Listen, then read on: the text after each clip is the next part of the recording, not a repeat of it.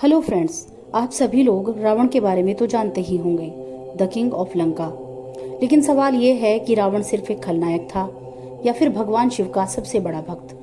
जी हाँ, ये कहानी उतनी सिंपल नहीं है जितनी हम सुनते आए हैं। रावण का असली राज सुनकर आज आप दंग रह जाएंगे। रावण, लंका का स्वर्ण महल में रहने वाला राजा, 10 सिर और 20 आंखों वाला एक व्यक्ति, और हर सिर में नॉलेज का बहुत बड़ा भंडार। लोग उसे खलनायक मानते हैं क्योंकि उसने माता सीता का हरण किया। लेकिन क्या आप जानते हैं कि यही रावण शिव जी का सबसे बड़ा भक्त था?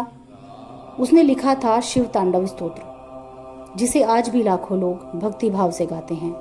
कहा जाता है कि उसकी भक्ति इतनी गहरी थी कि वह रोज शिवलिंग पर अपनी जान देने को तैयार रहता था।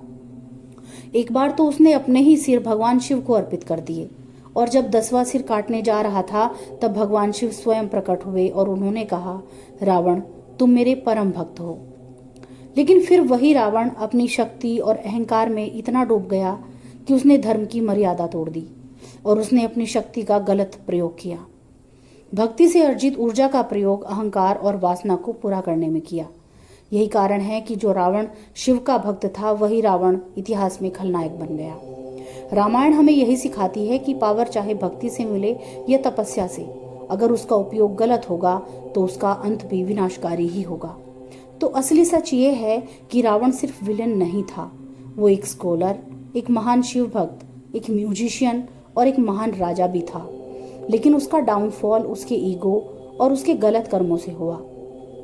लेसन क्लियर है friends, devotion without discipline leads to destruction.